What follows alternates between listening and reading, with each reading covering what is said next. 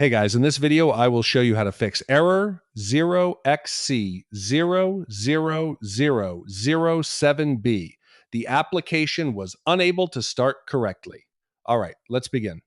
First, open the Start menu and search for Control Panel. Open it and make sure View By is set to Category. Go to Programs and click Turn Windows Features on or off. Make sure both .NET Framework options at the top are checked.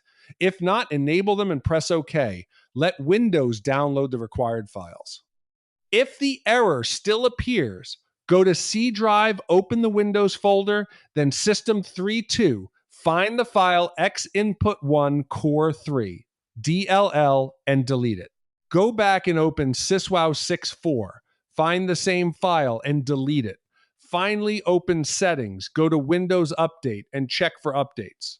So that's basically how you can fix error 0xc000007b. The application was unable to start correctly. And that's it for this video. Thanks.